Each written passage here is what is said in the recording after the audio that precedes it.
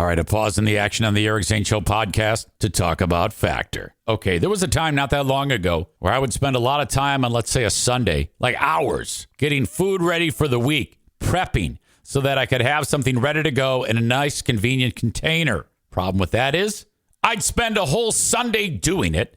It was expensive. And frankly, I was eating the same food all the time. So it's easy to figure that after a couple of weeks, I kind of gave up on that. Now, I remember all the time thinking it would be great if I could have food delivered to me. I don't have to lift a finger to make it, and it's prepared by chefs, and it's fantastic and so convenient and so delicious and fresh, never frozen. Voila!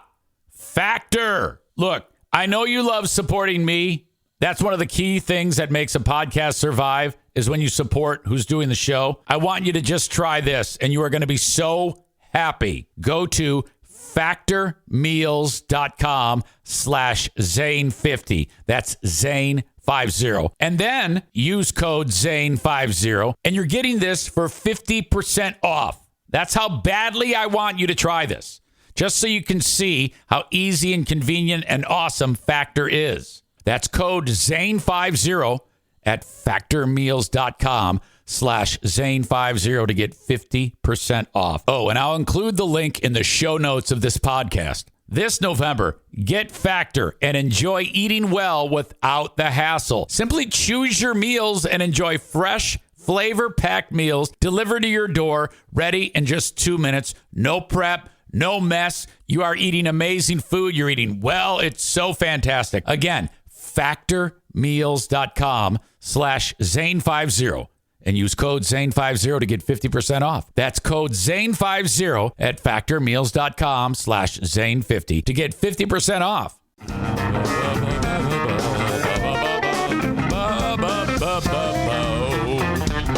Here we go. Feeling good, feeling fine. Monday, the 11th of December. The Eric Zane Show podcast has begun from the Baldwin. Oh, damn it. Oh, that's embarrassing. From the Impact Power Sports Studio. Baldwin Ace Hardware was, quote unquote, back in the day. That was, the fallout from when that scientist veteran got all pissed off because of those comments that I made. Some of you might need a reminder of that so that you know what's going on. But Baldwin Ace Hardware, a longtime sponsor of the Eric Zane Show podcast. And then it wasn't so much what I said.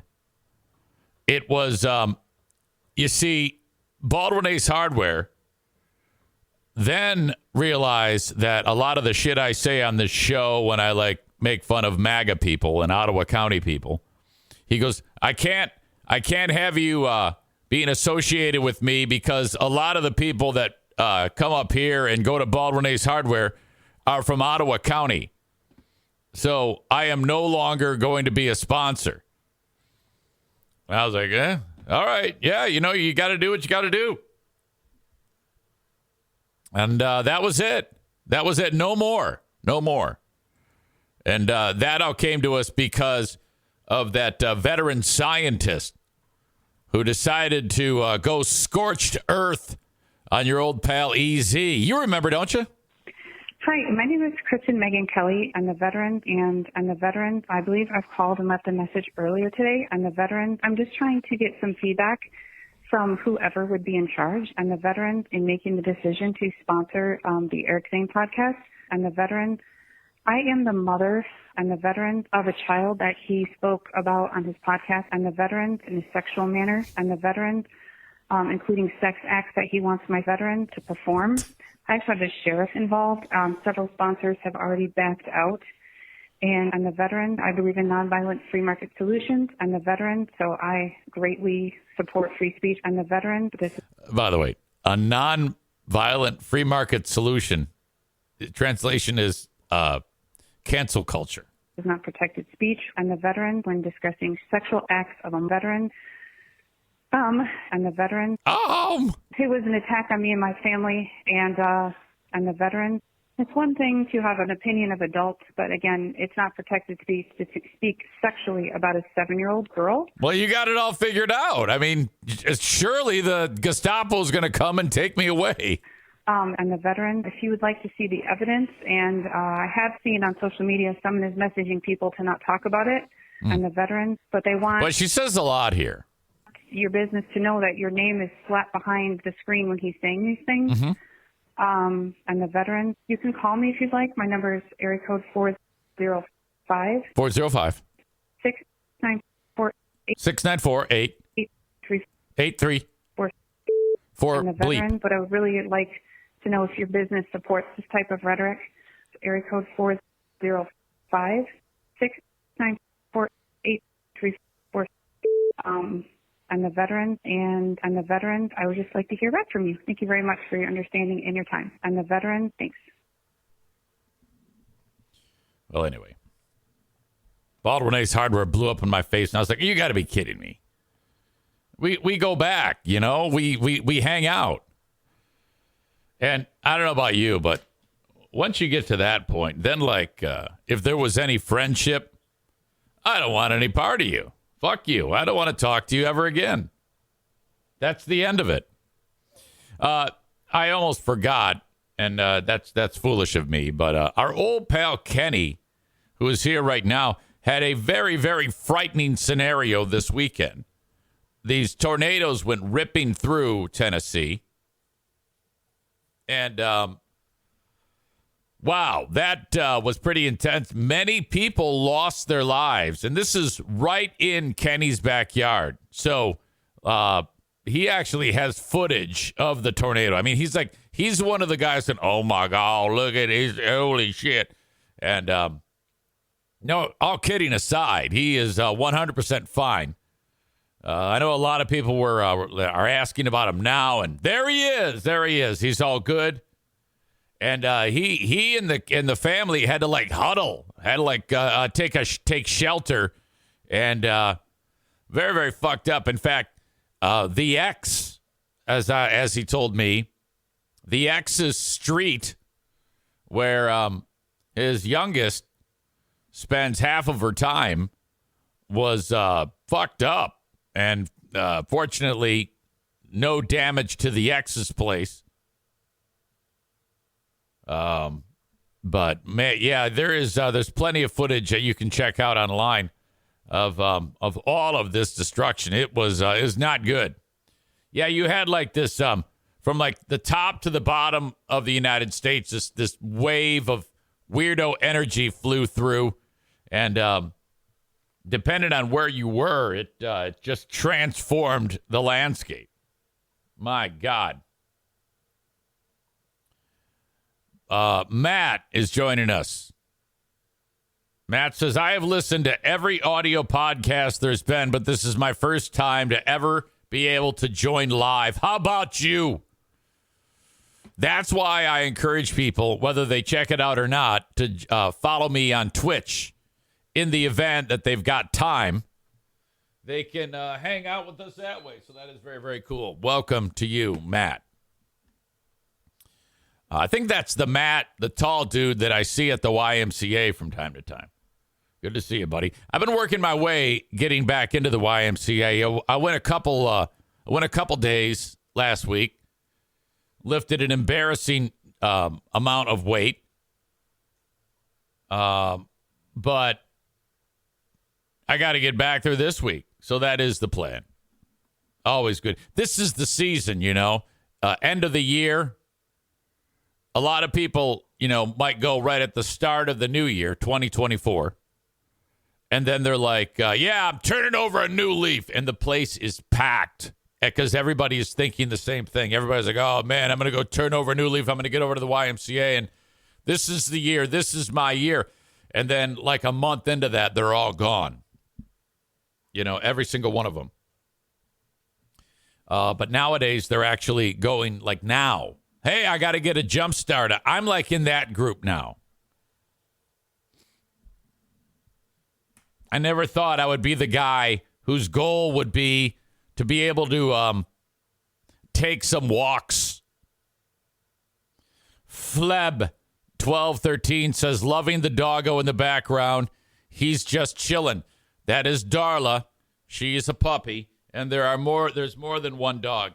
If you look closely there's 3. This is O'Neill to this new person. He's, I don't know, like 7. He's a pound puppy. This one here is Bruce. He's a Frenchie.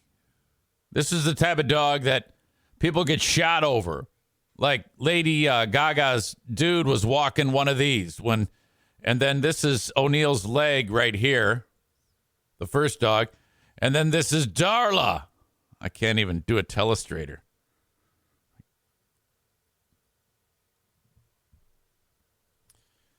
There's videos of a huge explosion that I sent Eric. I didn't take that video, though, Kenny says. Yeah, it was quite a scene. My God, in Tennessee.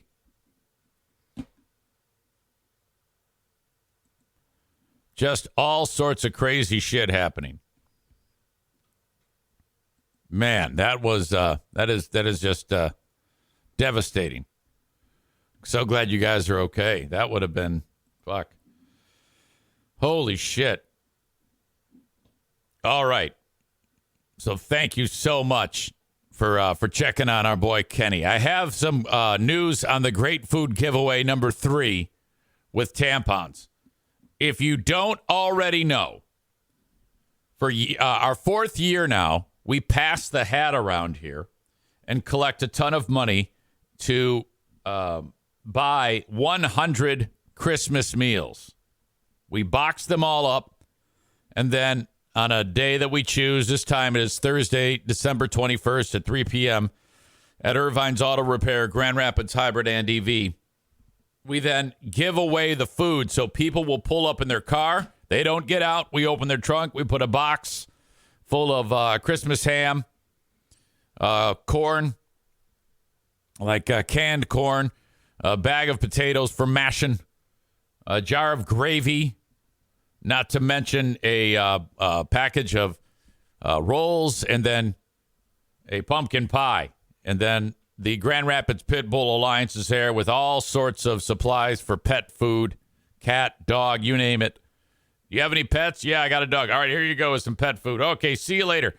This year, though, it was suggested by Megan from Irvine's that we also, and in our passing the hat, spend money on feminine products. You've heard often about it. Sometimes these people who are, less fortunate aren't even able to afford something like that. And that is, that's something that you and I would never even think about.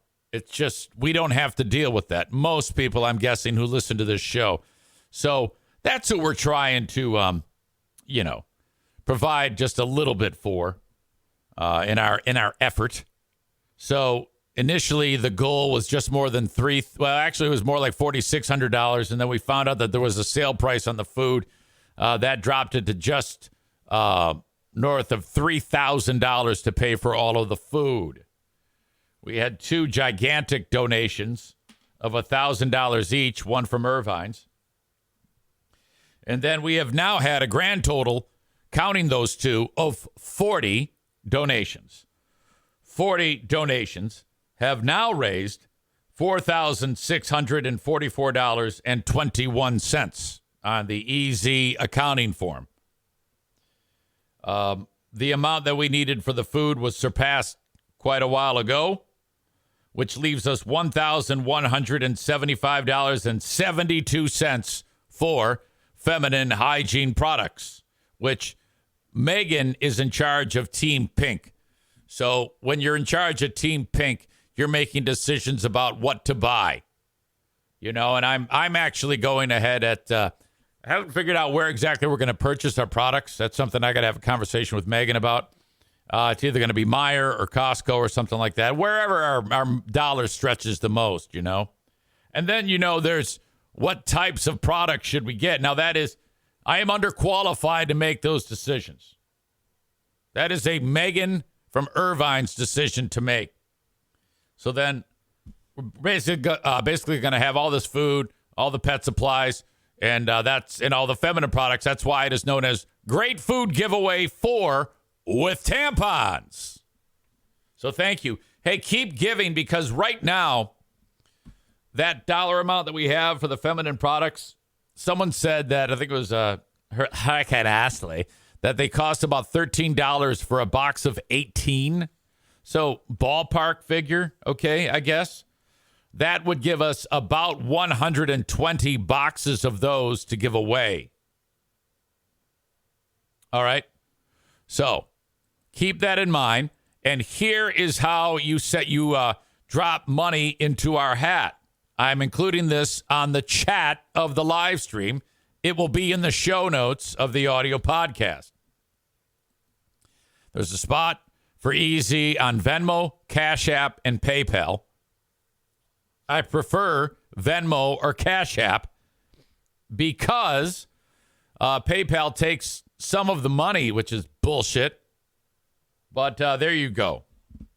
If you and I had two people, get this, over the weekend, from the time my shows ended on Friday to today, there have been two people who have dropped money in our hat. One sweet soul gave $15. And that's what I'm talking about. If you can only spare $5, if you can only spare $1, that's totally fine. There are literally thousands of people every day who listen to this show. So whatever we have left over, we buy tampons and we give them away.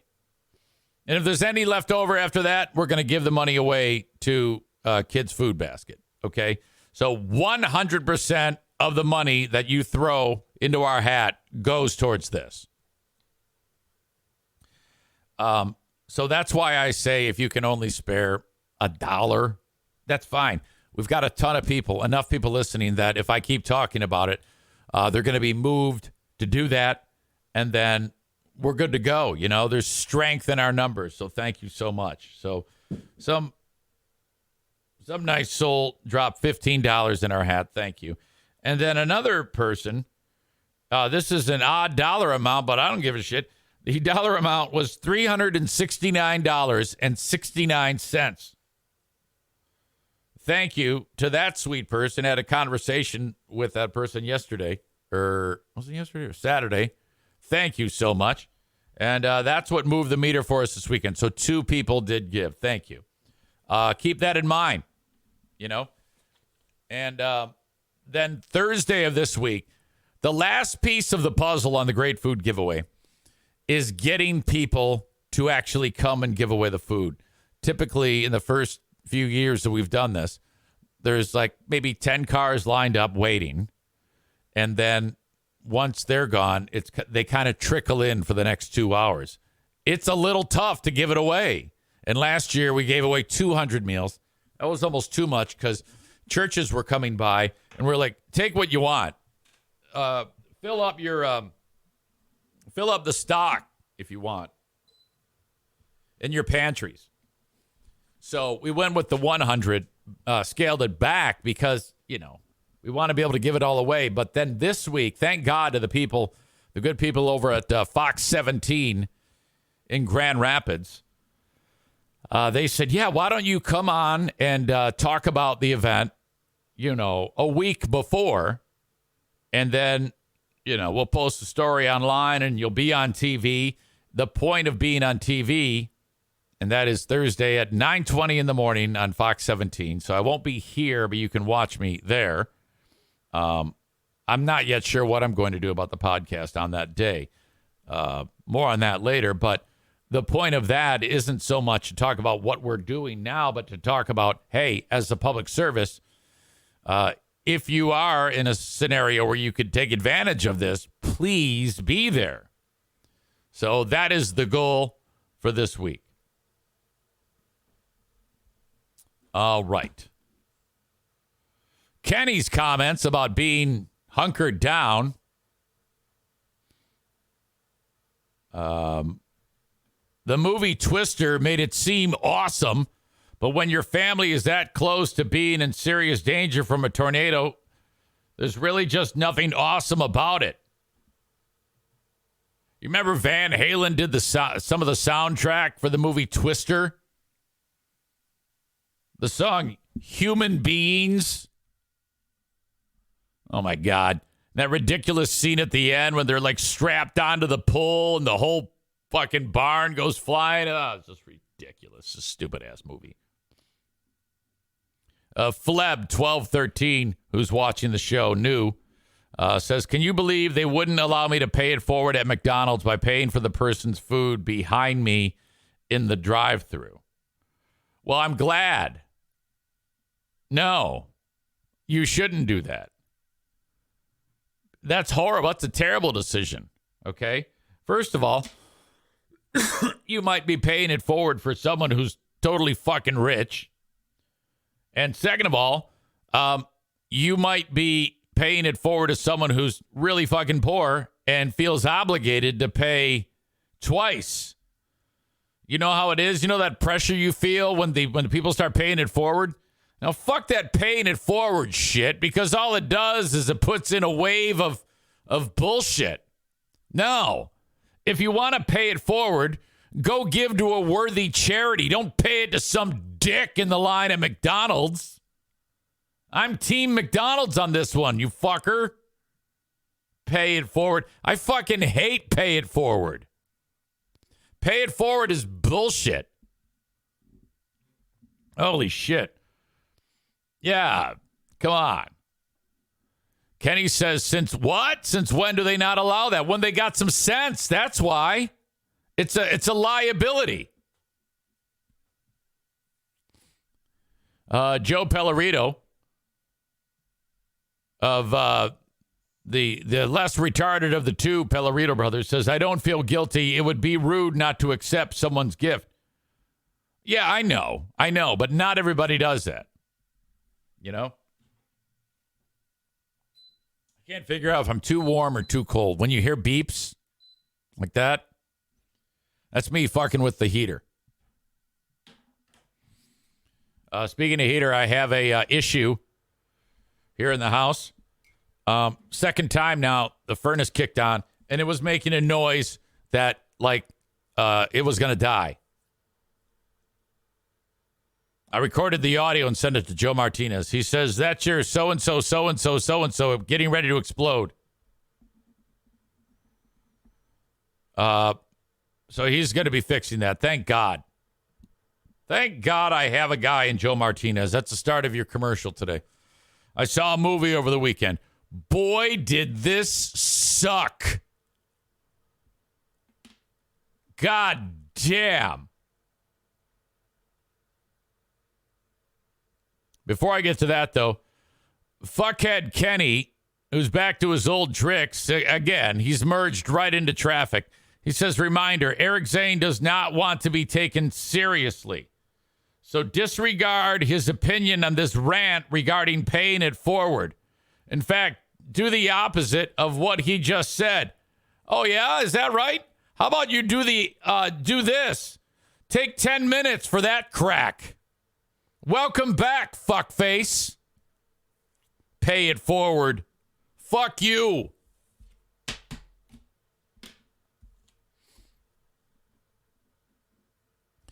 The movie was called Killing Them Softly. I discovered it because it was on YouTube. Some intense scene where these two guys rob a mob card game and take all their money. And you got Ray Liotta in it. And I'm like, well, this looks great. I love this. It turns out the only good part of this 97-minute movie, and that was a red flag right there, 97 minutes. I don't know. It just seems short to me. That was the only good part of this fucking movie.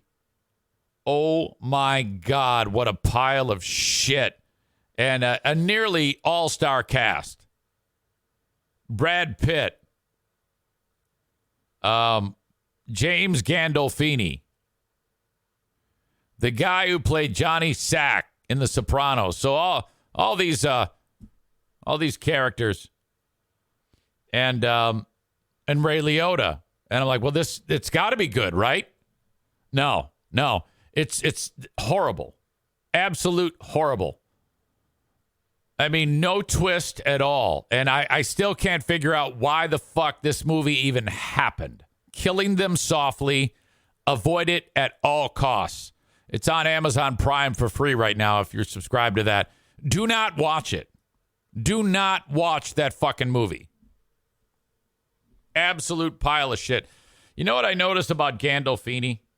It's remarkable that after The Sopranos or even during The Sopranos that he got any roles because he's just another it's just James Gandolfini. It's just Tony Soprano. He talk about typecast. Jesus. Tyler says it can't be worse than Samaritan. Well, very different. Samaritan is pretty much an action adventure superhero movie, except the lead, Sylvester Stallone's character, the ridiculous side of he needs ice cream to be strong. So dumb. Yeah, I cannot believe that these four top level actors made such a were in such a shitty film. On this show, audience members are understanding that a movie like Samaritan is an absolute cult flick because Patrick says Samaritan is awesome. It's awesome because I've told you how shitty it is. If Samaritan were on, like on cable or something like that or whatever, if I just happen to see a clip, I'd absolutely watch it. I absolutely would watch that. Amanda writes, I watched the Sylvester Stallone documentary and was disappointed. That's funny because Adam Balboa, who is the world's biggest Sylvester Stallone fan, watched it and he said, oh my God, it's so great. And I know he had a raging boner throughout the whole thing. Jesus. All right. Now, if there is like another, well, I think there is going to be another Samaritan movie. I'm definitely going to watch it because of how shitty the first one was. And I can't wait to see how they work ice cream into it, you know? Will he have like an ice cream sandwich or a fucking bomb pop or maybe a Nutty Buddy in the final scene to bring him back from the brink? Like Popeye eats his damn spinach. Joe Martinez says that Ben & Jerry's should create a flavor called Samaritan Slop. Oh, my God. That is a great idea. That is truly fantastic. Okay. As we all wait for Kenny to get back with bated breath, I did something a little bit different yesterday when it comes to the Detroit Lions. And boy, am I glad I did. Typically, though they've won more than they've lost this year, and they lost yesterday, by the way, typically, even though they've been winning, I never, ever just sit down and the only thing I'm going to do is look at the TV.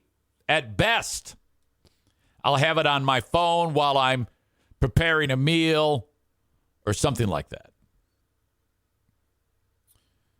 But yesterday, I said, I'm very busy today. I'm just going to look at the score from time to time. Look for a score update. I'm not even going to watch. And the reason why I'm doing that now is because the last half of this season, they've been an absolute train wreck. Last 6-7 games, they've been a pile of shit. Can't stop anybody. Win at the last second if they're lucky. And that continues. They have fallen apart. Okay? they're still 9-4, but they could very easily right now be like 7-6 or 6-7 even. The Los Angeles Chargers game, the Bears game, and there was one more that the New Orleans game. They could have lost all three of those games. Okay, very easily, and they would right now be 6-7. So I am off the bandwagon. I am Joe Martinez bound on this deal. I am off the bandwagon. Now I could very easily get on the bandwagon. That's my choice, but no, fuck that shit. So yesterday, I'm like, okay. And then I ignore it till like about 1:15. Game starts at 1. And at about 1:15, it's already 7-0 Chicago. And I'm like, And then I see the Bears have the ball again. And then I see they're driving. And then they end up getting a field goal. It's 10-0. You know, I'm like, oh, boy, this is not good. This is not good at all. I drive to the Grand Rapids Gold game to do PA. I happen to have it on. Dan Miller and Lomas are losing their shit because the Lions scored a touchdown. Now, typically these guys, I don't know. Some people like the rah-rah thing. They are so pumped up for every positive thing that happens to the Lions. I mean, you got to peel them off the ceiling. Jameer Gibbs around. Oh, my God, it's a touchdown. Oh, my God, touchdown. Detroit Lions. And Loman's like, yeah, yes, obey. Again, Dan, obey that.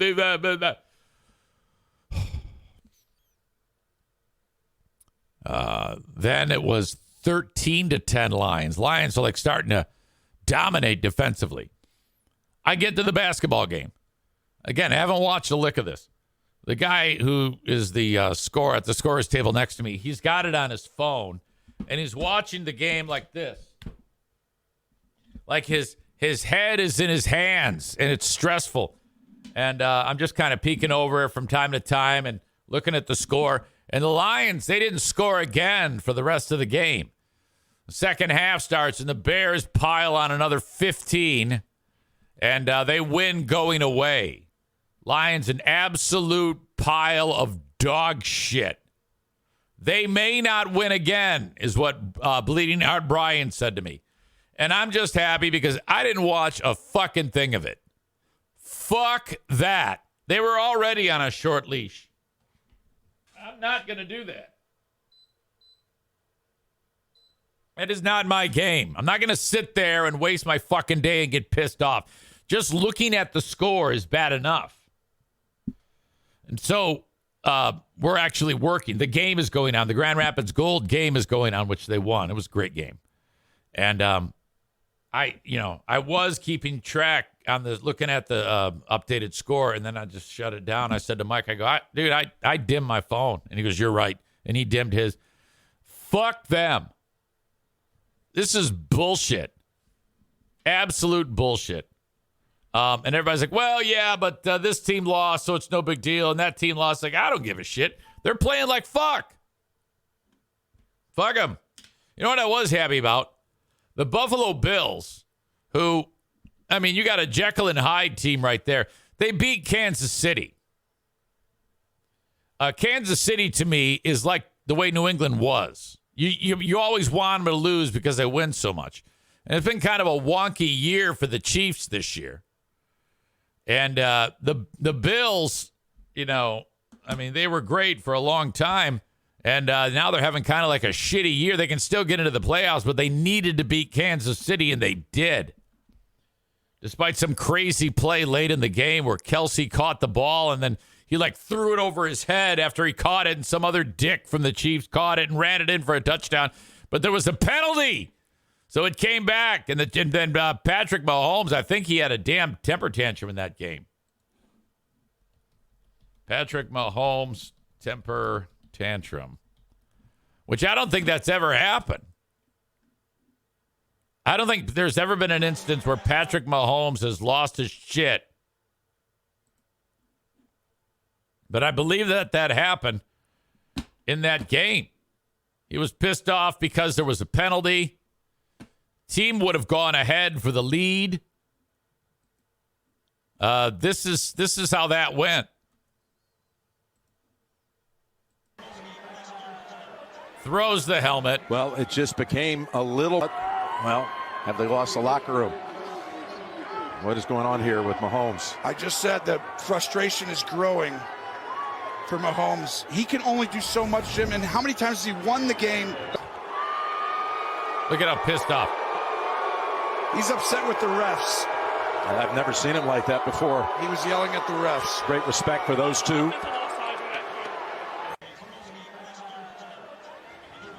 Well, it just became a little... All right. Maybe the juice definitely wasn't worth the squeeze there. Everybody made a big deal about it. Kenny says, I like seeing him crying about a ref's call finally, since they normally call stupid things on teams that the Chiefs are playing against. Boo effing hoo-hoo. Good recovery, Kenny. Chris, about the Lions, says, I'm so glad I stayed off that bandwagon. Tyler says, I can't stand Dan Miller. I've tried to like Dan Miller, but it's just difficult.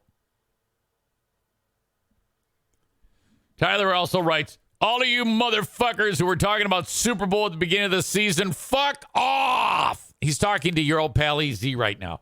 They might win the division. Then they'll lose by 50 points first round of the playoffs.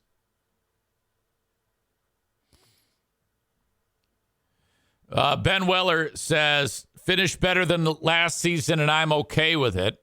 Win the division, and the season is a success. Ugly wins are still wins. Joe Martinez says they'll be 9-7. Well, I think they would have to finish 9-8 because they play 17 games. So what is it? Is it going to be 10-7 or 9-8? NFL to Joe, they play 17 games.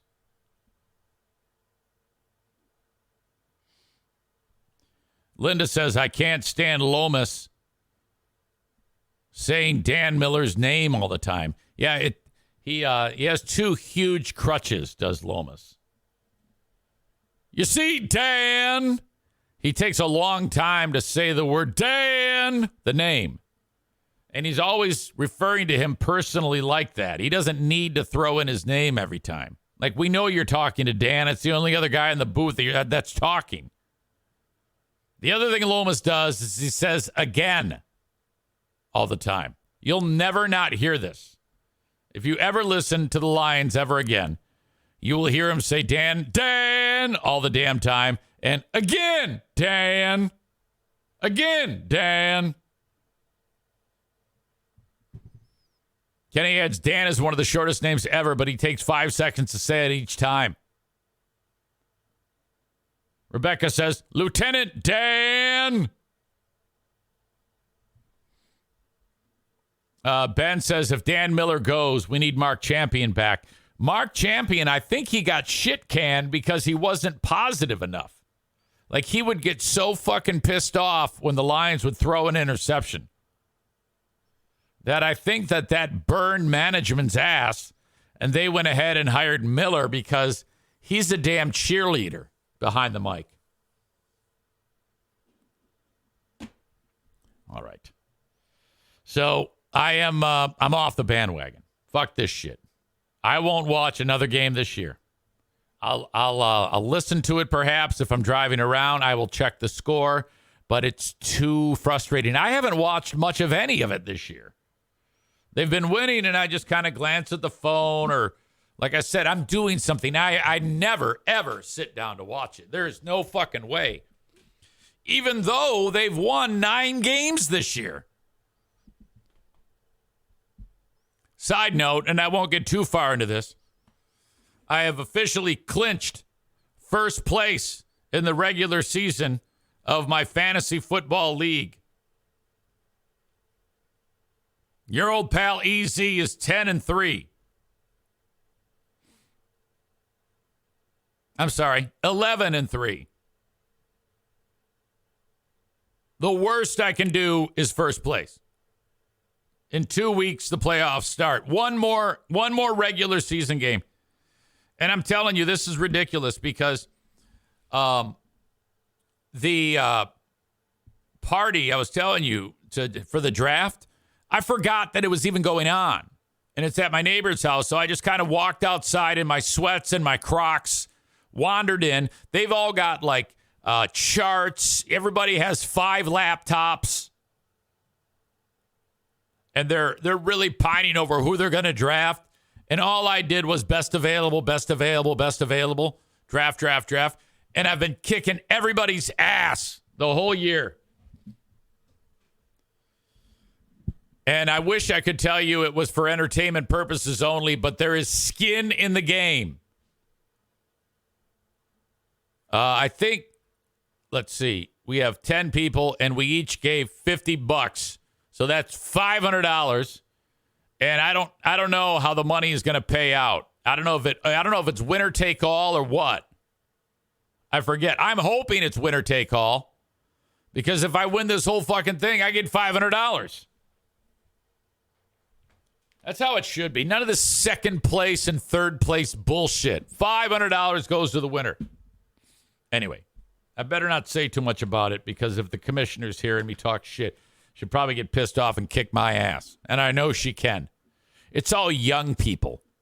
I walk in and it's bro fest. All right?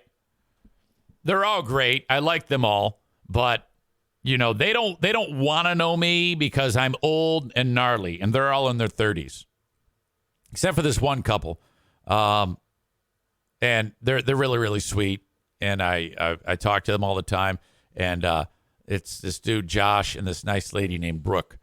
And they just got married, and they're super sweet. And Brooke comes up to me, and she goes, "Hey, how are you?" I go, Fine. Nice to meet you. She goes, "Oh, you're not just meeting me." I go, "Oh, boy, here we go. There's one of these again. It's a big one." She goes, "I used to be your coworker." And I'm like, oh, boy, this is even worse. And I go, "Oh, yeah. You. Good to see you. Oh, my God. You don't remember me, do you?" "No, not at all." No. Oh. And she was so cool about it. She goes, "That's okay. You meet so many people." I go, Yeah. Thank you. "I'm Brooke." "Oh, yeah. Brooke. You still don't remember me, do you?" "No, I don't." "I worked with you at GRD." "Oh, yeah, GRD. You, Brooke. Yeah. Ha ha. What's up, Brooke?" "Still don't remember me, do you?" "No." She was on the sales staff for the radio station. And I, for the life of me, do not recall shit. I can only imagine if I didn't have even any awareness to go and meet some... Kenny, you're going to get me in trouble with that comment. I'm going to delete it. What if she's watching right now? What if she's paying attention right now and she sees you? Then you make it uncomfortable for me. Okay? So there you go. You earned that. I don't want that out in there. I mean, this is my fucking neighbor you're talking about. You dumb dick. So, I'm like, and it's, my thought is, do I dare ask, what was it like working there? And did we, because I was probably an asshole. But anyway, I know her now. I see her all the time. Good to see you, Brooke. I often wonder, because right now I'm not in a workplace environment, really. So there's really no stress. So I'm much less stressed these days. I would say that I'm not nearly as aggressive as I used to be. Okay. So when I see these people, I'm always like, hi, good to see you. I'm Eric Zaitunian to my neighbors. I am definitely not Eric Zane. Eric Zane really only makes an appearance right in this general area where it should be. Because if Eric Zane is out in the wild, he's going to get his ass kicked. You don't want that. You want to be Eric Zaitunian at the appropriate place. Now, only a dumb fuck would want Eric Zaitunian here, who is not funny, generally quiet, congenial, a little shy, awkward. Eric Zane is not any of those things. Rude, obnoxious, asshole. These are all positives when it comes to the world of podcasting. Quick to anger, will make fun of you right to your face, say terrible things to you. This is what moves the meter. This is what the public wants. Will say what you are thinking.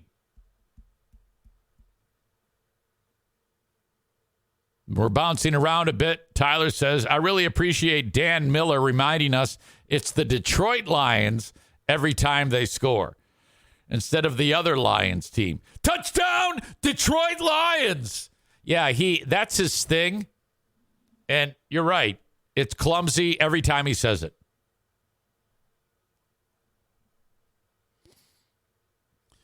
Ben Weller likes that. I don't. I don't like that. If Dan Miller was in a rocking chair at his house and he rocked on his dog's tail and the dog got pissed off and bit his throat and he couldn't broadcast anymore, that would be a great day, in my opinion.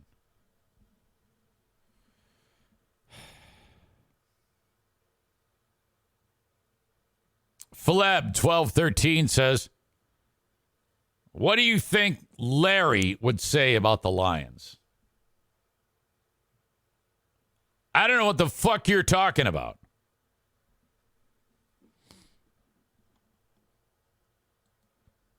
All right. I have an update for you. We have a coffee. The Coffeemaker saga is the gift that keeps on giving.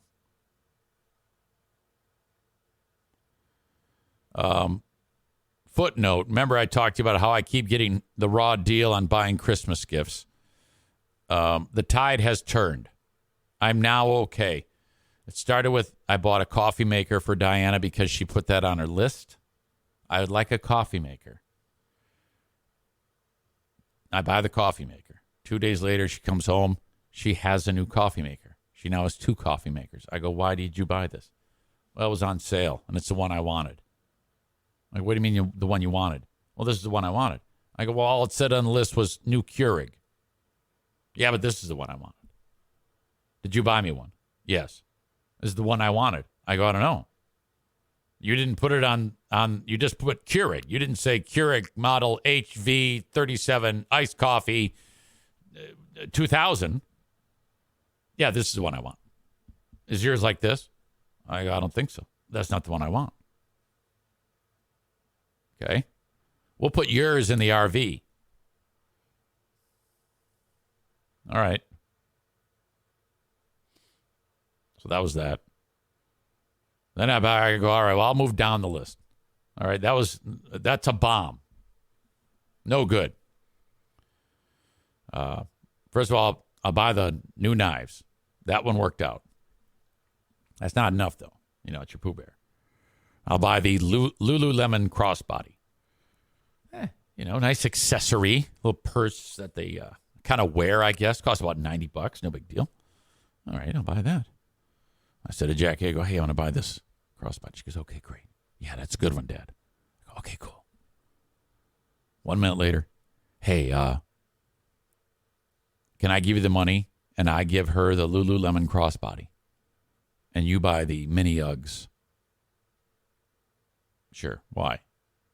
Because the mini Uggs are $150 and I don't want to spend that much. You have more money than I do. And I go, all right, That's fine. She Venmos me the money. I go to buy the Uggs. Says out of stock. I'm like, you got to be fucking shitting me.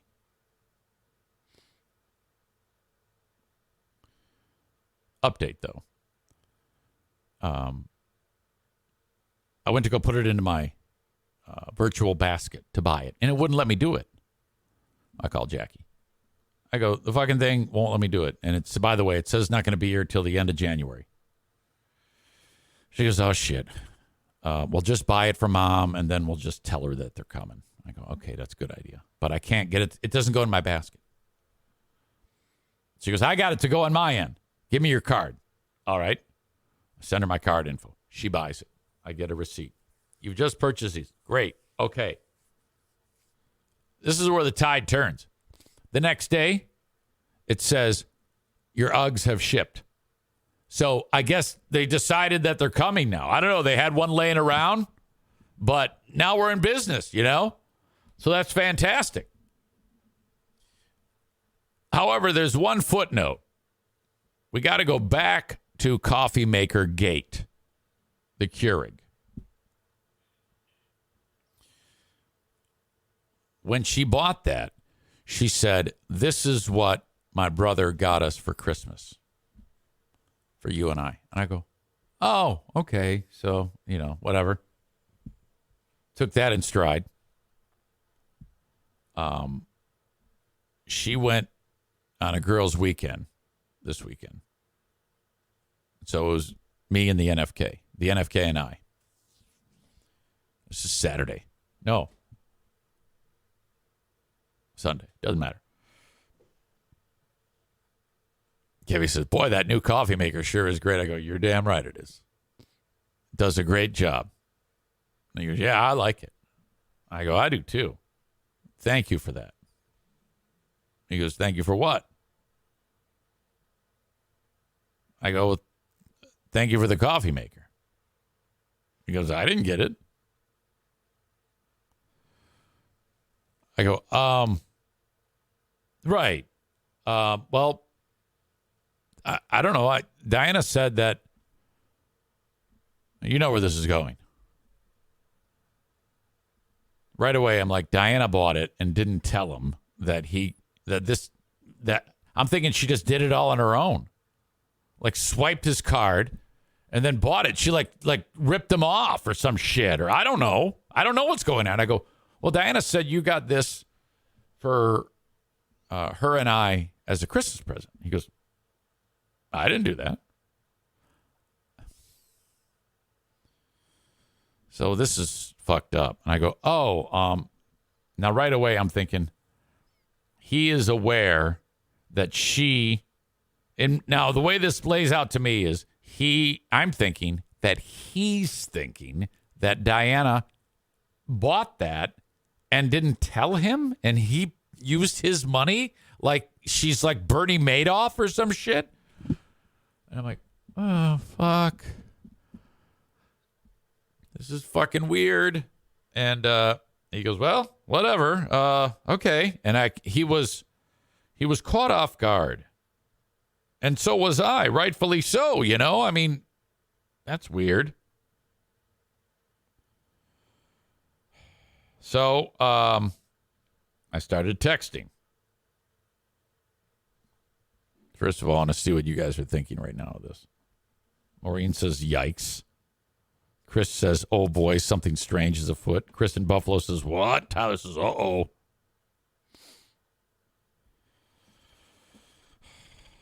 I wrote to her, I don't think Kevy was aware that he bought us a coffee maker. Was he not in on this? Pooh Bear writes, I told him when I opened it that it was our Christmas present. He said, I'll let you take care of the presents for everyone because I don't know what to do. And then I said, well, did you say, quote, it was our Christmas present? Or did you say, quote, it is our Christmas present from you? Because there's a big difference. She says, I don't remember the exact wording, but I thought it was clear. And I wrote, well, I don't think it was clear.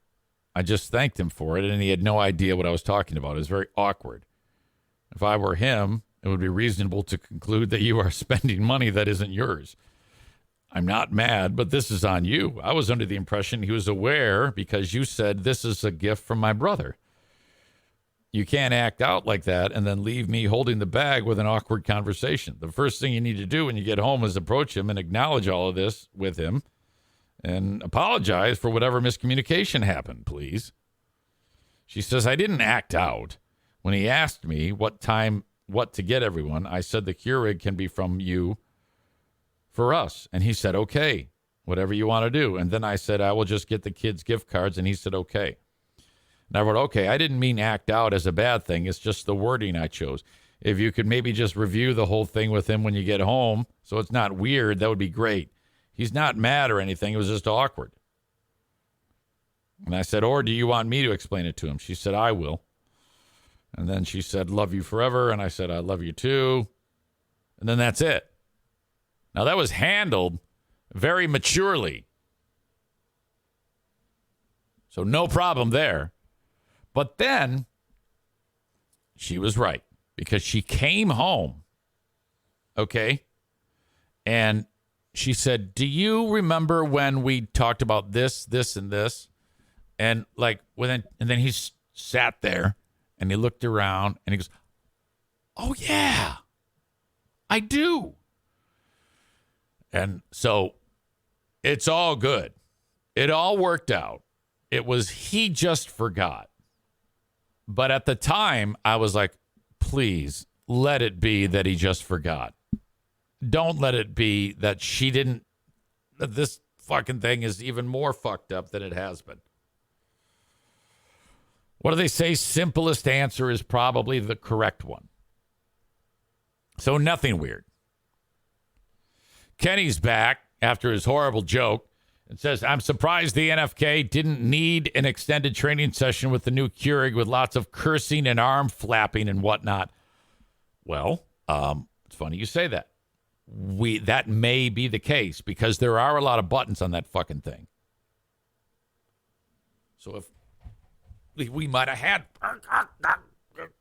fucking freaking out, fucking shit, fuck this, fuck that. The other day, they were talking about Trump not testifying in his whatever fucking trial it is he's getting ready for. I don't know.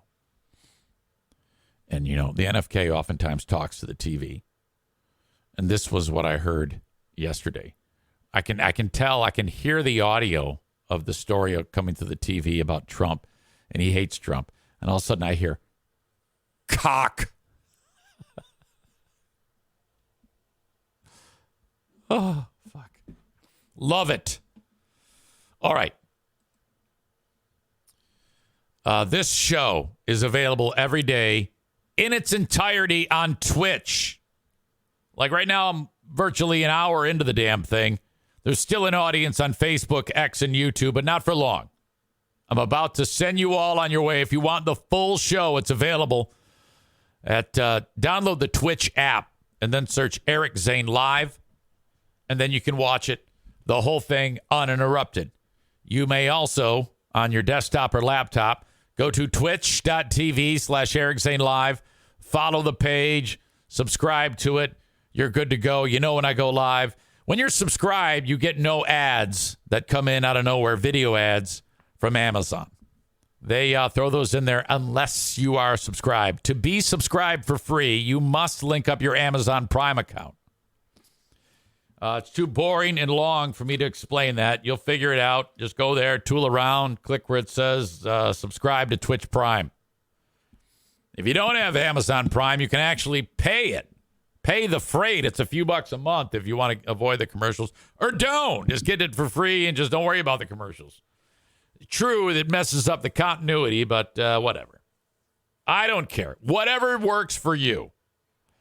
It does help me, but, you know, there you go. That's how it works.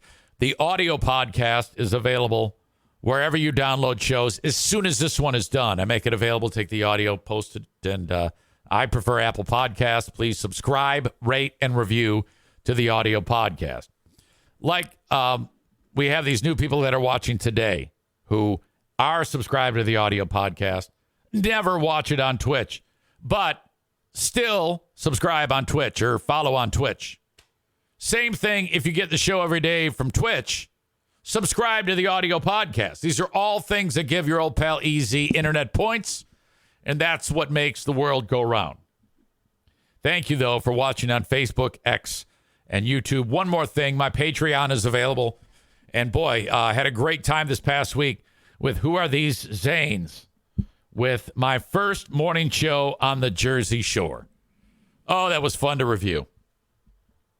As well as the Ben and Eric Patreon podcast, which happens every single week on Patreon. And I put hours and hours of content on my Patreon each week. In fact, after this show is done, Monday through Friday, I do a second Patreon bonus podcast. So if all of your time at work requires a lot of listening, or you have opportunities to listen, the Patreon might be just the thing for you. I post old shows from WBBL called the Lost Zane Recordings, so there's hours and hours of content each and every week. Patreon.com/Eric Zane. The best part, you can get it free for 7 days to try it out. Patreon.com/Eric Zane. Try it out for 7 days free. You do have to put in a payment form, but you can cancel it right after you sign up, and you still get the 7 days. Thank you to the audience on Patreon for being there and taking part in it. Patreon.com/Eric Zane. Try it out free for 7 days. Twitch and Facebook brought to you by Irvine's Auto Repair, Grand Rapids Hybrid, and EV. Twitter, or X, I should say, brought to you by Blue Frost IT. Joe Pellerito says, I'm headed to the King's Room Barbershop for my December spruce up. Thank you. Again, as always, mention EZ. All right. The open and live stream of this show brought to you by Frank Fuss from My Policy Shop Insurance. I just spoke with Frank over the weekend, and he's helping me out with some changes to my dental plan. That's how this works. As a licensed independent insurance agent / broker, I just tell him what's up if I need any changes, and he does everything. The best part is, as with Frank being my insurance guy, helping me with Obamacare, and my brother-in-law, Kevin, the NFK, with his Medicare and Social Security, is it's free. We don't pay a dime for Frank's services. If you are getting ready to sign up for Obamacare, you have to have Frank help you through that process. Whether you're self-employed, in between jobs, or your employer does not offer insurance, you need health insurance. Obamacare is set up so that Americans can take advantage of it, and most of their premium is paid for by a tax subsidy. That may be the extent of my knowledge on all of this, but that's okay. All you need to know is you can get into a great insurance policy with the help of our lovely federal government, and Frank's going to tell you how it works. That's all the knowledge you need. The knowledge you need is how to get a hold of Frank to help you with this. Go to buyinsurancehere.com. That's buyinsurancehere.com. And Frank will help you every step of the way. All right. Thank you to Impact Power Sports, one of my latest sponsors here on the Eric Zane Show podcast. They sponsor the studio. The show originates from the Impact Power Sports studio. Easy and Impact Power Sports online at impactpowersportsmi.com. Michigan's newest Yamaha golf cart dealer. Trick out your golf cart, whatever you want on it, at Impact Power Sports. They've also got a fantastic selection of ATVs, dirt bikes, go-karts, scooters, mopeds, trailers, trikes, UTVs, electric vehicles, electric bicycles, roadsters. And they don't just sell the vehicles, they fix them. Whatever you need done at Impact Power Sports in Rockford, Michigan, this is all you need. There they are. You can call, you can email, They're open Tuesday to Friday, 10 a.m. to 5 p.m., Saturday, 10 a.m. to 2 p.m., closed Sunday and Monday. All right, ImpactPowerSportsMI.com. And by the way, thank you to Drew and his lovely better half for being at the Grand Rapids Gold game and supporting. They brought this hoodie that I'm wearing right now and said, here you go, Easy. Thank you so much. They know how much I love hoodies in the winter months. And I think I'm getting, in fact, I know I'm getting a Detroit Lions hoodie for Christmas. Even though that team fucking pisses me off. I am so pissed off about that game yesterday. What a bunch of assholes. Fuck. Darla's sitting there looking amazingly cute. Hello to you, Darla. It's the fact that half of her face is brown and half of her face is white with those adorable little black eyes. Just so damn cute. And she sits like kind of a jackass. All right. Ben says the Lions are fine. 11-6 NFC North champs. Yeah, it isn't so much the wins and the losses that gets me. They're just playing bad football for weeks now. They can't stop anybody. They can't protect a lead. There's major problems with that team. Major problems. They may be 11-6, but they will beat no one in the playoffs. And I don't know if they're going to beat 11-6. Bleeding Heart Brian thinks that they are not going to win another game this year. Can you imagine if in 4 weeks we're talking about 9-8? The Ben Glaze says Lions could easily lose to Dallas and both Vikings games, but he says that they'll go 2-2. Yeah, both Vikings games are going to be tough. Dallas is going to be nearly impossible. And then they also play the Denver Broncos. Those are 4 quality opponents. Yeah, I'm not buying this shit. I'm off the bandwagon. I don't give a fuck. All right. EZ's got to go tinkle. I'll be right back. Ben Glaze writes, this football season is a stepping stone to next year, when hopefully the defense will be improved and we'll look better. Yeah, I don't know. Maybe. I hope. Never can tell. I think why it sucks so bad is because there were times when they were being talked about as like one of the best teams in the league. Now they're kind of a pile of shit. They can get it back still, but I'm not optimistic. That's how it is. It's like you feast or famine. When they win, I'm happy. When they lose, I hate their fucking guts. Just playing like shit. I got to look at the positive. I'm thankful that my eyes didn't see it. Ben says, surprise, surprise. Ben Weller says, surprise, surprise. The media drooled over Detroit and got you riled up. Well, rightfully so. They were playing great. It has nothing to do with the media. It has to do with my eyes. I watched them. They were very good. I drooled over them. It has nothing to do with the media. I'm more insightful than anything in the media. I'm the most insightful person there is. There's no one better, as you know, and humble. There's nothing to do with the media. It has to do with how they performed, which was great. And now they perform like shit. Don't think too much about it. They were good. I loved them. They sucked dick. Not interested.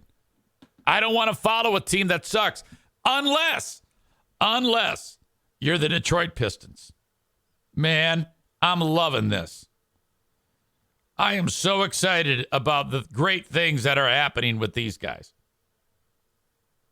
This is one of my favorite sports stories ever. Despite another year where they had a great draft pick, the update is they still haven't won in 19 games. To start out, 2 wins and 1 loss in October or November or whatever.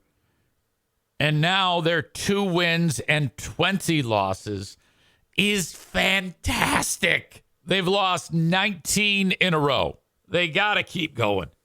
They are on a pace to win the fewest number of games in the history of the NBA. Right now, they're set to win about 6 or 7 games this year. I don't want them to win 1. I want them to go 2-80 because there's 82 games in an NBA season. Can you imagine going 2-80?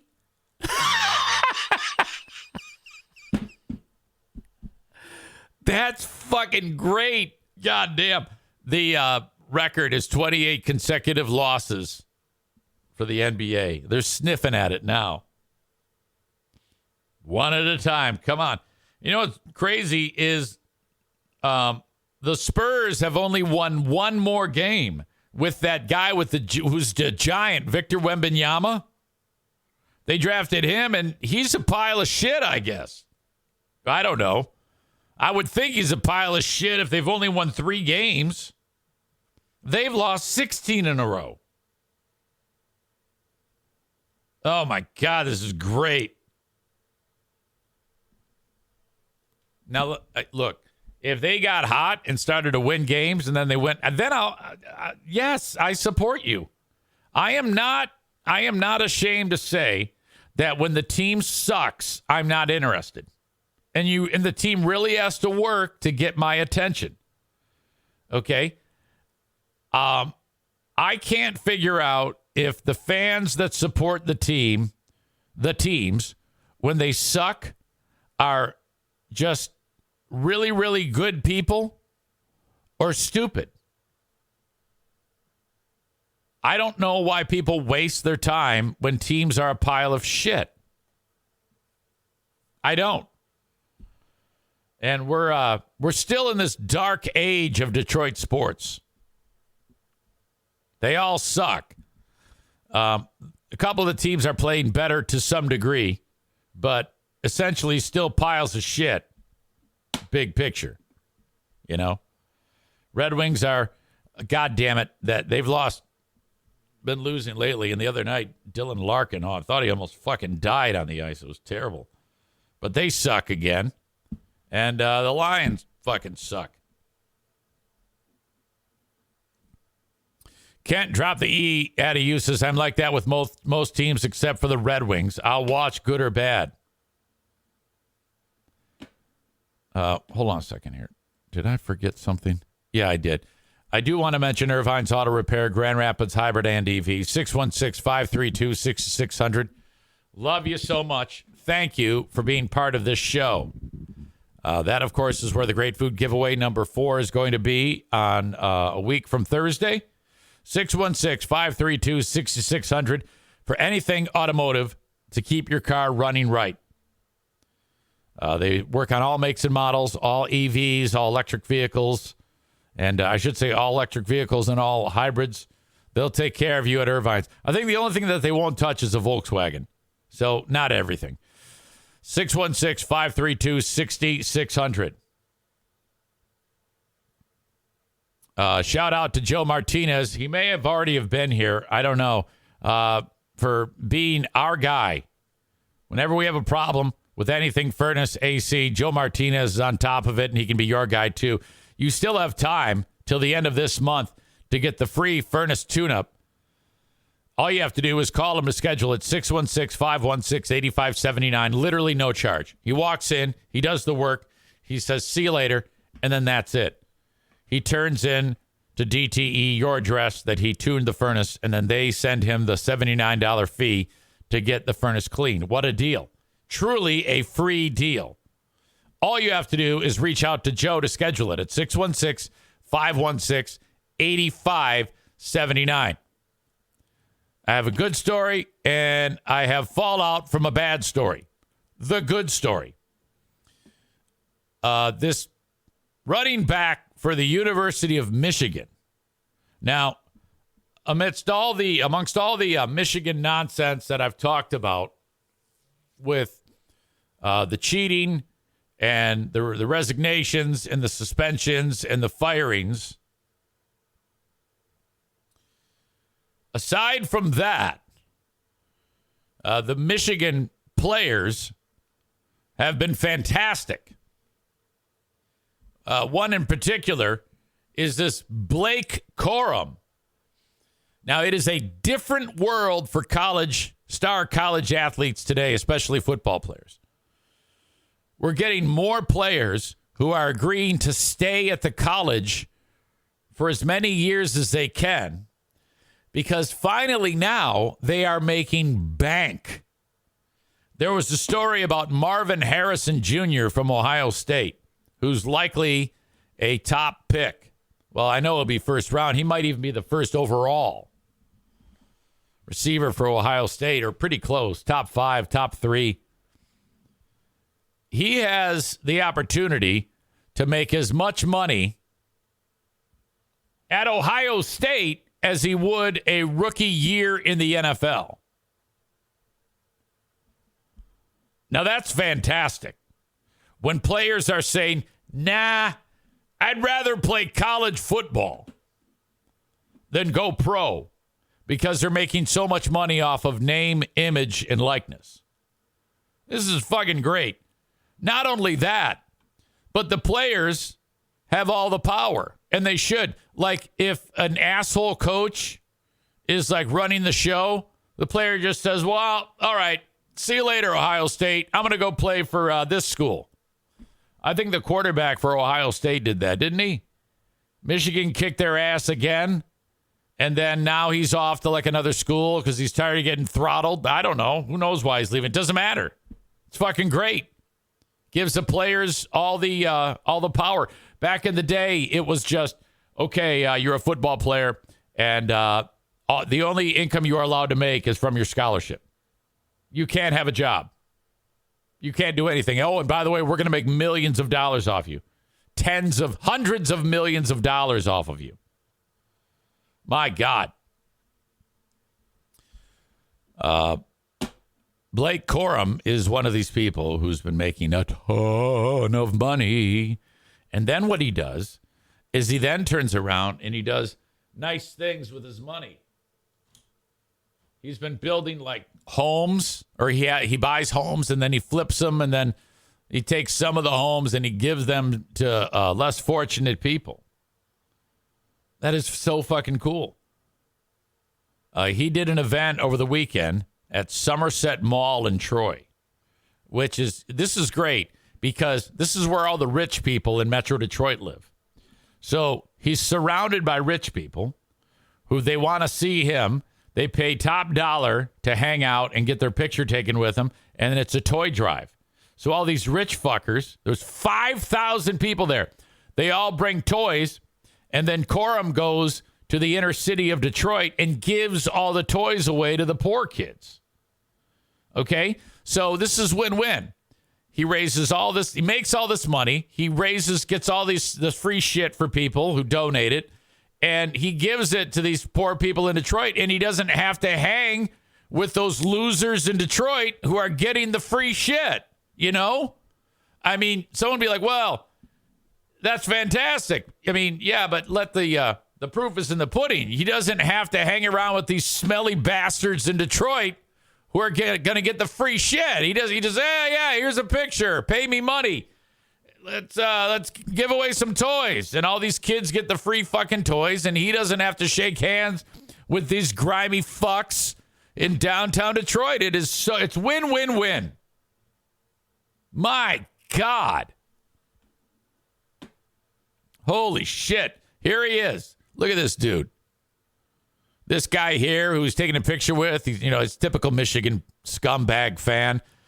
Corum taking this picture is thinking, God damn it, I cannot wait to get away from all of these asshole white people who think that they are on my team.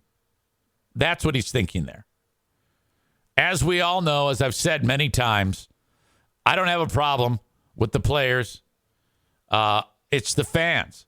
Michigan fans are the biggest collection of assholes on the planet. All they do, they're just annoying fucks who say things like crush them nuts and we bow to no one and all that other bullshit that they put us through. It's kind of like me with Trump. I'm not worried about Trump. It's Trump's followers. In my opinion, Michigan football fan is as bad as MAGA guy.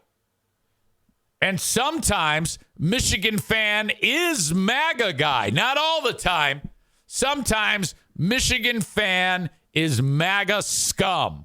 Those are the worst people that you want to that could possibly be around you.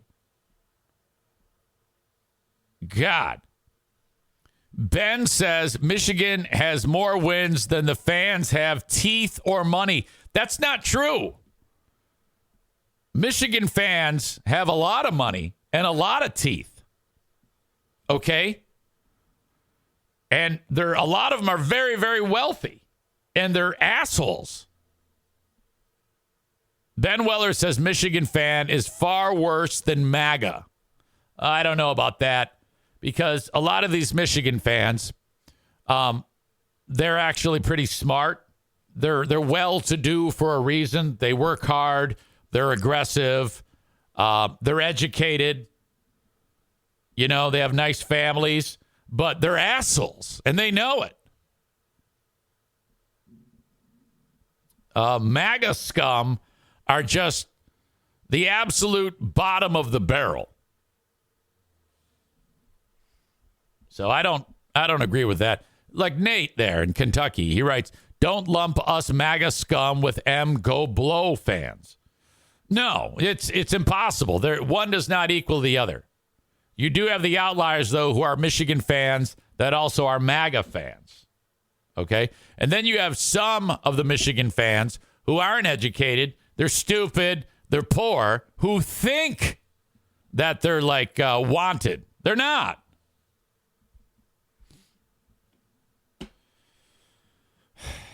All right. Linda says almost every dentist in Michigan is a scum grad. She calls them scum.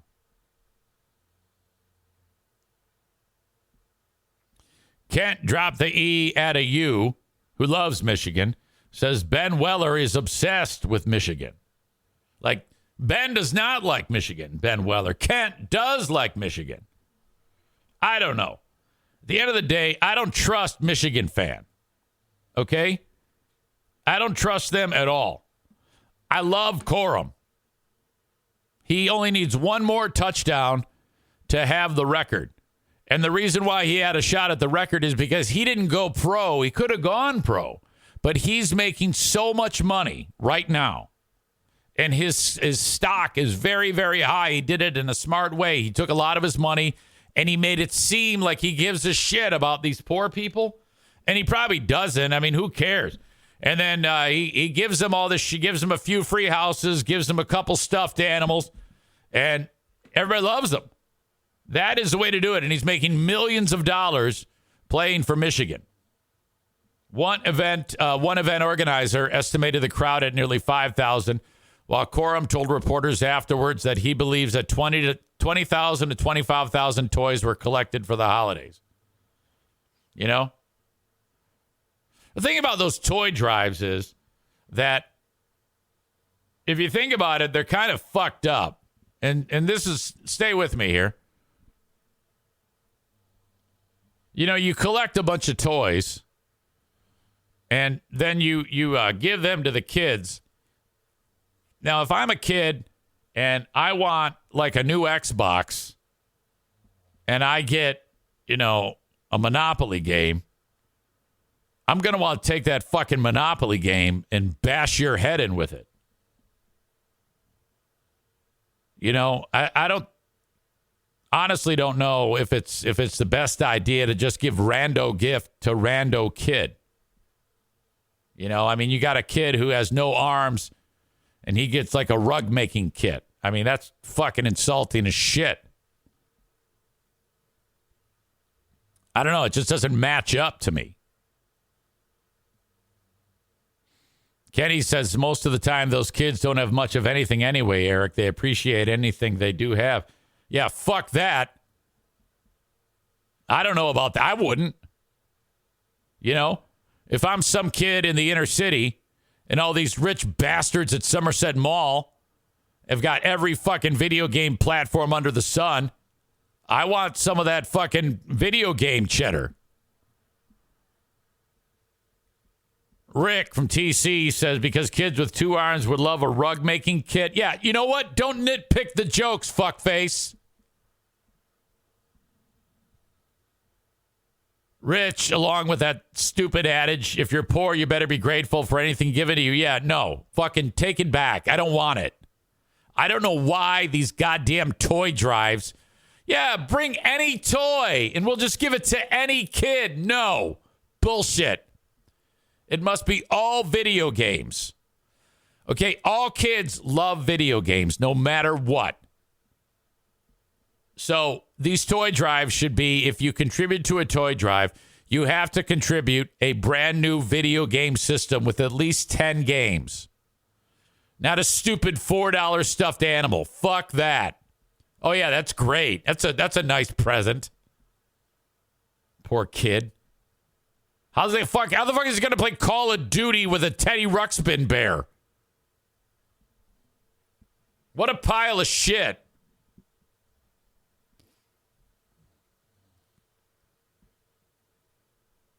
Yeah, I got a problem with toy drives. They need to be specific. Not enough going on there. They should just give away gift cards. Should no toys have to have a gift card to like a toy store, Amazon gift card, whatever. I don't know, something better than, oh, cool. I got a new Trouble game. This is awesome. Oh, wow. Thanks for the rubber ball.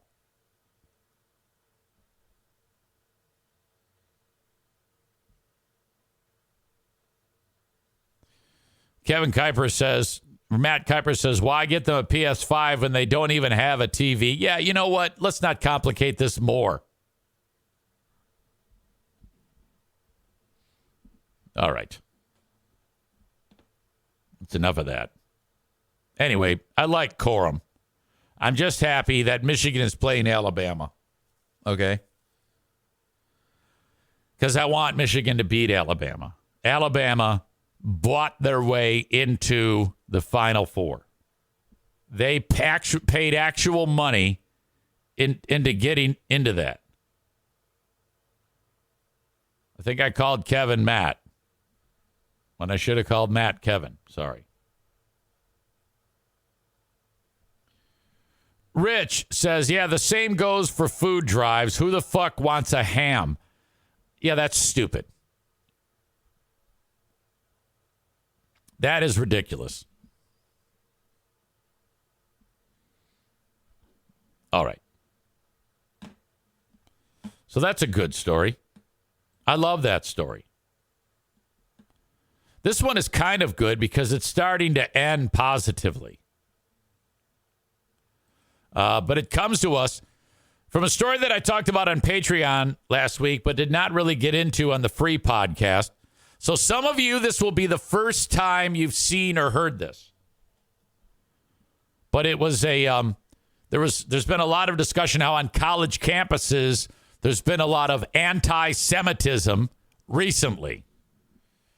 And so 3 leaders from top universities, Harvard, MIT, and Penn, came to Capitol Hill to have one of these hearings where political people, senators, shit like that, in this case, a Republican representative named Elise Stefanik, asked questions, you know? And one of the things that she wanted to get into was the policies of conduct at each of these schools. And her question she had for 3 leaders of these universities was, is it okay? Is it against Penn or MIT's bullying and harassment rules to call for the genocide of Jews? Meaning, basically, she's asking, is it a problem to say we must kill all Jews on the campus of Penn? Now, that seems like a pretty straightforward question that really only one answer is correct. So, yes, that would violate our harassment and bullying. If you start chanting, kill all Jews, and The Jews are right there, or even if they're not there, and under no light is that okay. Yet these three assholes, I think they were trying to walk a fine line between that and free speech. So their answers were all weird. This one of them, the president of Penn, Liz McGill, she was smirking when she was saying it. More on that in a second. But I need to play for you all of the moments from this hearing as it unfolded on Capitol Hill. Audio check, video check. Here we go. Hornbluth, yes. At MIT, does calling for the genocide of Jews violate MIT's code of conduct or rules regarding bullying and harassment? Yes or no? If targeted at individuals, not making public statements. Yes or no? Calling for the genocide of Jews does not constitute bullying and harassment? I have not heard calling for the genocide for Jews on our campus. But you've heard chants for intifada. I've heard chants, which can be anti-Semitic depending on the context, when calling for the elimination of the Jewish people. So those would not be according to the MIT's code of conduct or rules? That would be investigated as harassment if pervasive and severe.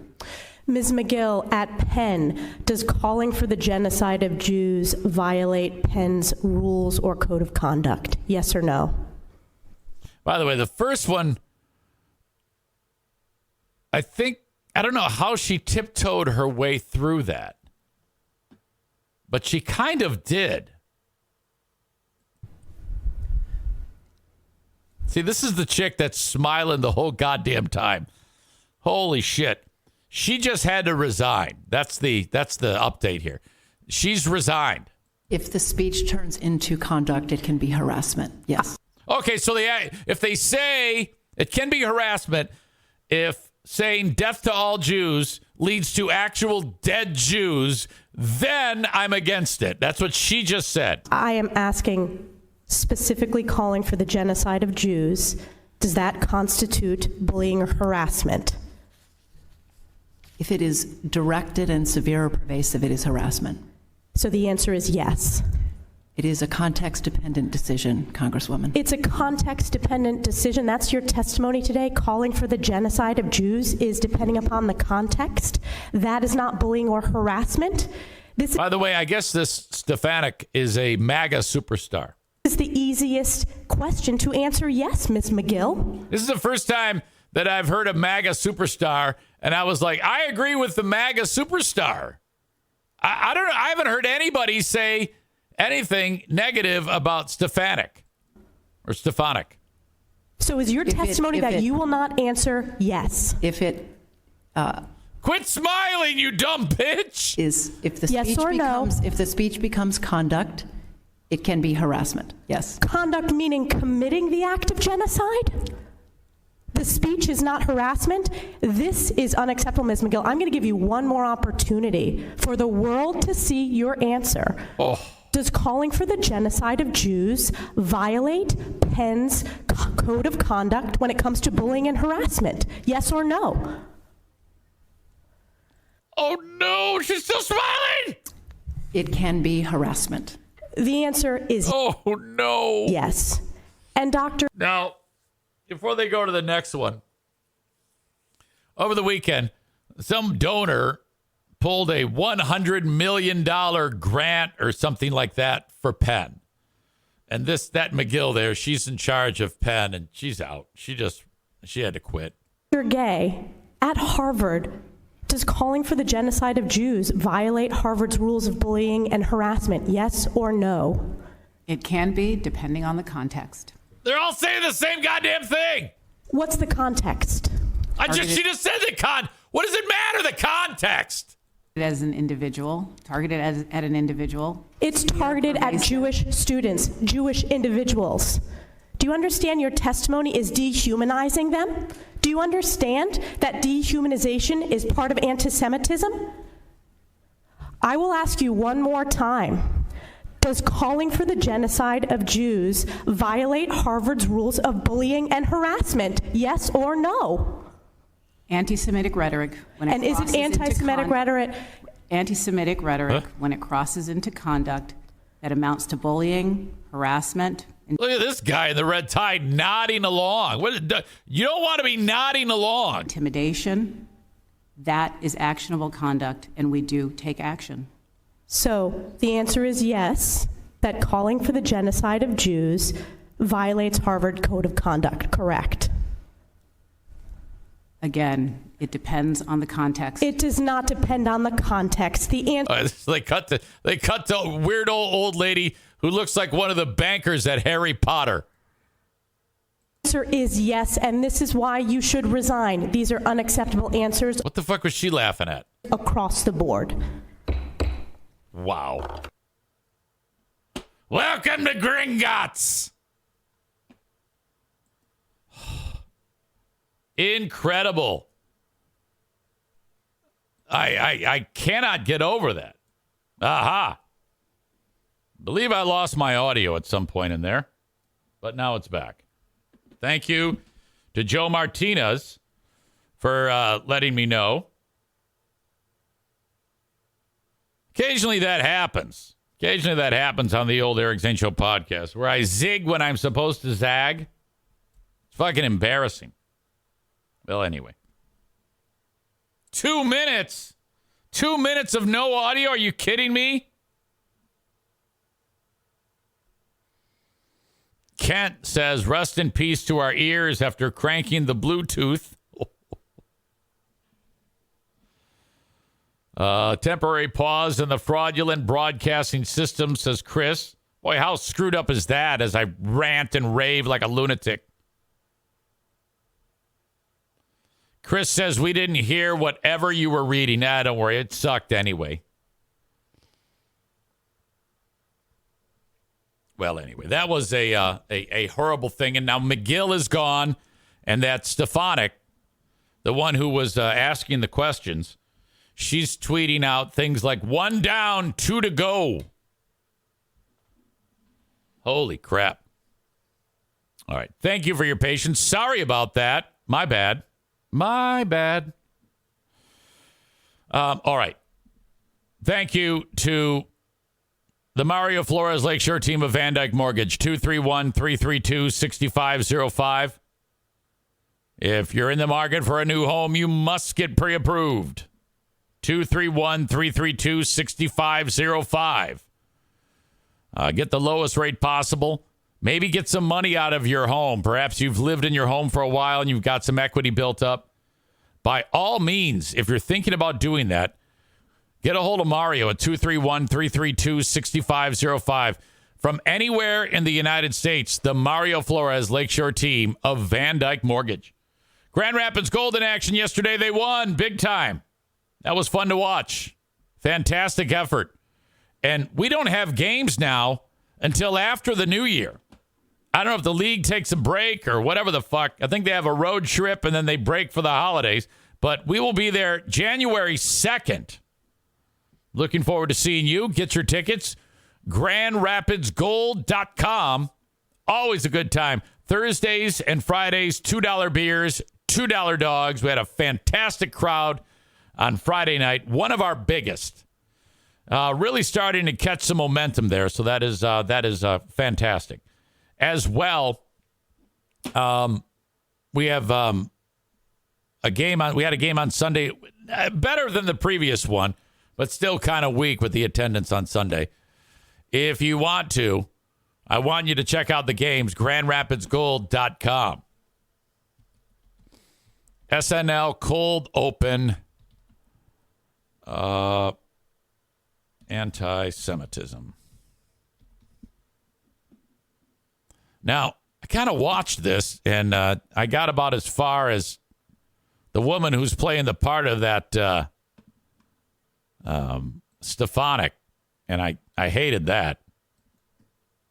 So let's check that out, see what happened. I know a lot of you were talking about, the Saturday Night Live cold open was funny. Let's check it out together. This is how it went down. Is Taylor Swift now dating Marco Rubio? But first, testimony from 3 university presidents on the subject of anti-Semitism on college campuses. Order, please. Thank you. We're joined today by the heads of 3 of our most esteemed universities, the president of MIT, Sally Kornbluth. I've never been more afraid to be anywhere.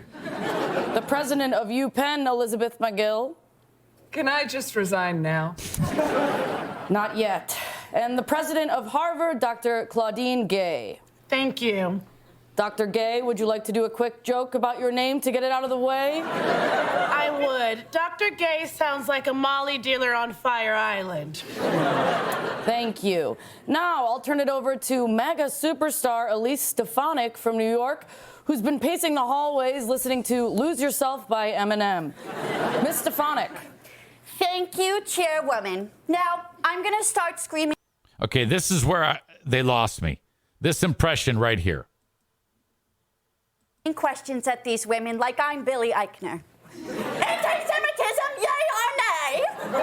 I'm sorry, what? Cut it out. Yes or no is calling for the genocide of Jews against the code of conduct for Harvard. Well, it depends on the context. What? That can't be your answer, you pen lady. Same question, yes or no? Well, we are serious about stopping all forms of hatred, anti-Semitism, Islamophobia. The second one, MIT lady, chance to steal. And keep in mind, if you don't say yes, you're going to make... I can't do it. Fuck this. I'm not fucking sitting through that. Which one of you said this was funny? Fuck me. I hate comedy. And I definitely hate sketch comedy. Amanda says fast forward. No. That's not how it works. You don't just fast forward. That bit sucked, and so do you for liking it. Amanda, let's get one thing straight. If you say it's funny, it's not. Okay? Bullshit. Cole says, can women ever be funny? No, they cannot. Very few women have the chops to do anything interesting or funny. That bit sucks shit, okay? I should have listened to my instinct. Chris says, I don't understand how you are funny but hate comedy. LOL. Did you like any comics? Well, there are funny people. Okay? Like Dave Chappelle is funny. Dave Chappelle is funny and interesting. I do like some comics, but for the most part, comedy sucks. It's just a horrible, horrible medium. Ben says, I'd rather watch the WNBA than women make jokes. Okay, now that's interesting because Ben is absolutely vile at being funny. I mean, I always feel like, I'm sitting in a pair of pants with shit in them when I'm enjoying Ben's jokes. Oh, God damn it. Ben's the guy who says the joke that I'm like, what? What? Huh? How? Ben's the guy who at a fundraiser to prevent suicide for our veterans did 10 strong minutes of jokes about ways to kill yourself. That's a true story.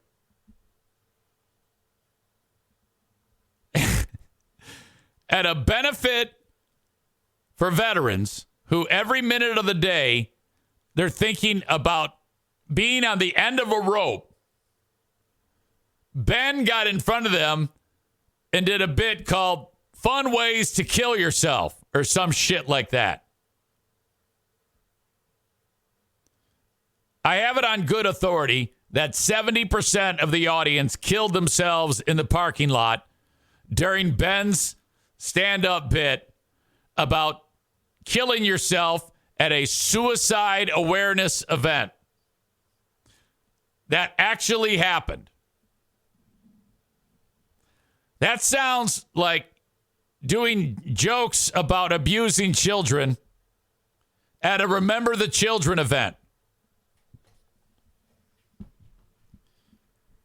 Holy shit. Hey, I'm Ben Glaze. So glad to be here at the Human Trafficking Fundraiser. Human Trafficking Fundraiser Prevention. You asshole. Kent says they only killed themselves because of how unfunny the jokes were. Oh, my God. Yeah, Amanda, this is on me. This is on me because I saw the first minute of that bit and thought, this is stupid. And I let you get into my brain. So I can't give you the asshole of the day. I mean, I know how notoriously unfunny you are. I mean, 99 times out of 100, she'll send me something. Hey, this is funny. And then I'll watch it. I was like, why do you think this is funny? This is not funny.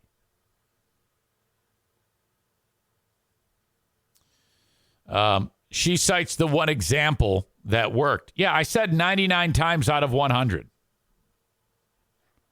When you send me something and I send you either nothing back or just 3 laughy faces, that means it sucked.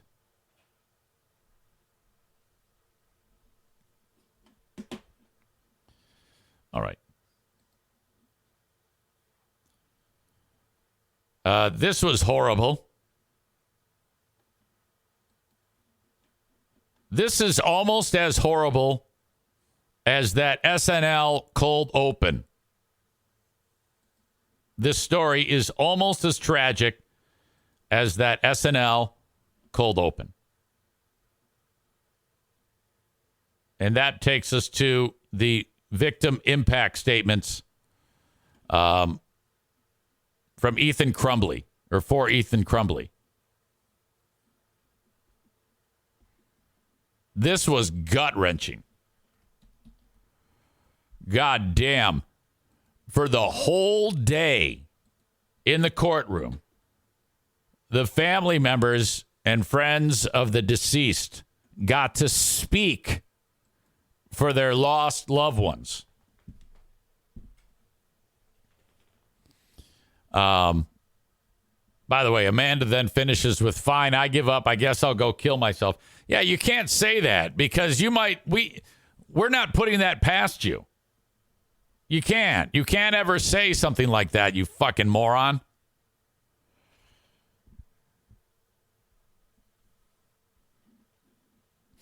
Anyway, she says she was just joking.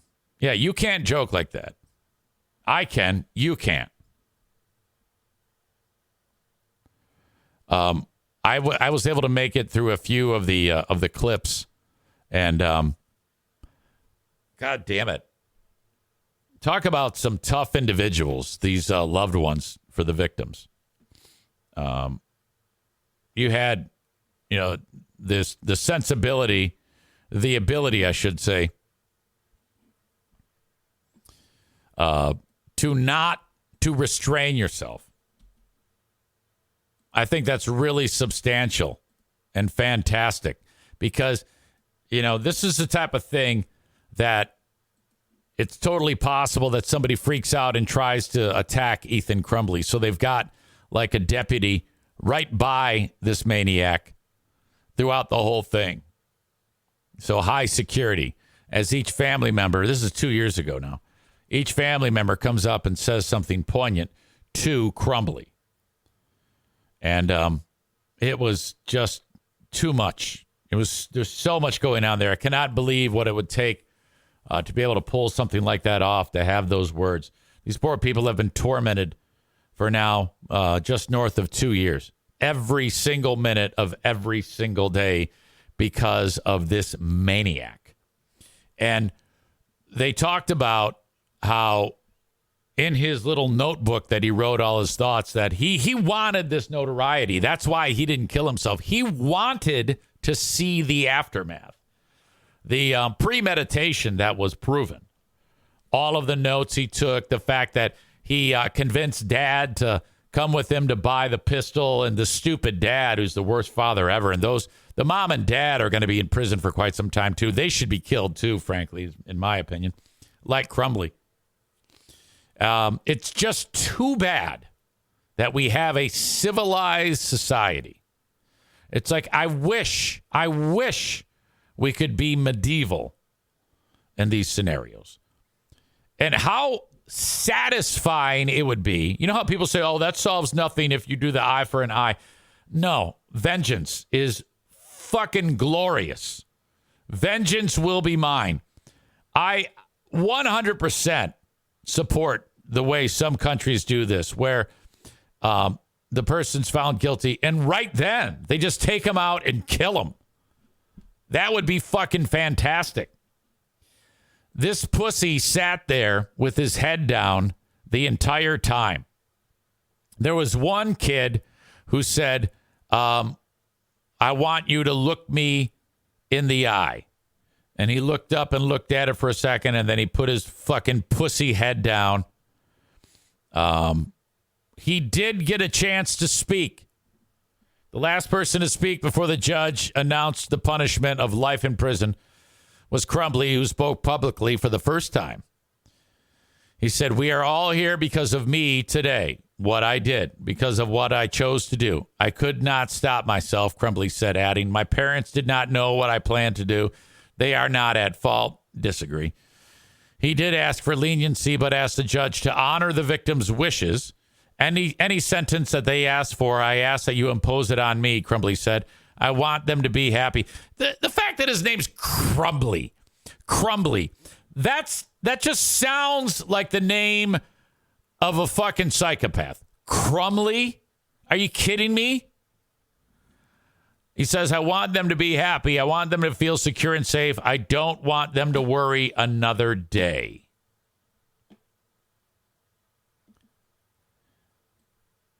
He also apologized and called himself a really bad person. I have lied. I've hurt many people, he said, adding, I do plan to do better. I will change. I am trying. And all I want is for people I hurt to have a final sense that justice has been served. God damn. Sorry, this computer is acting up, and it's really annoying me. Anytime I try to move the mouse half an inch, it moves like 5. And pushing for the harshest punishment possible. Oakland County prosecutor Karen McDonald argued Crumbly's crimes triggered a tsunami of trauma for scores of students, parents, and an entire community.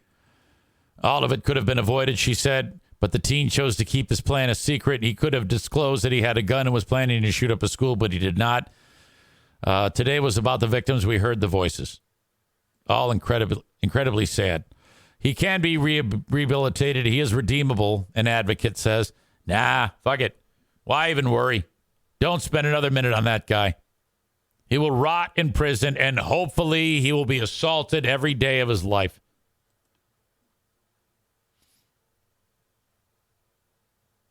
God.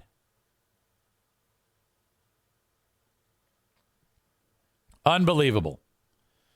Kenny says, I hope he gets the shit beat out of him in prison. His defense attorney referred to him as an artist and historian.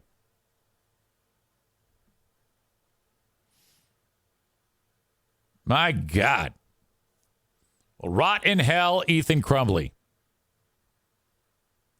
On the Patreon bonus podcast, I have an update on the influx of teachers who are turning to porno, OnlyFans. And should that be okay? Should it be okay? Should teachers be vilified and either forced to resign or fired because they do OnlyFans. I'll be looking for your opinions on this too.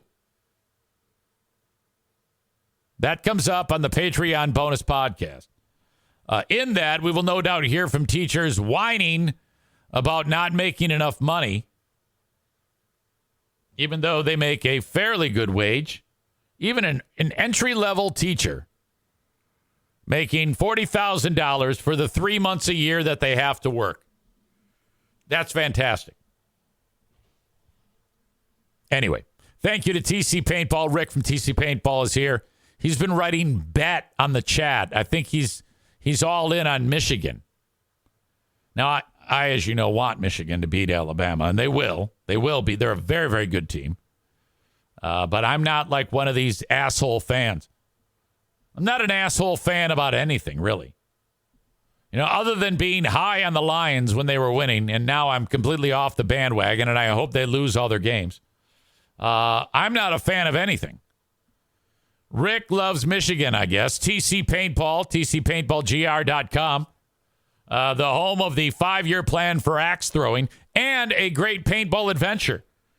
Gather your friends, family, loved ones, and have a party at TC Paintball, indoors or outdoors in the village, weather permitting. TC Paintball online at tcpaintballgr.com, and we have an event coming up on January 21, 1 month and 10 days away for Paintball War number 23.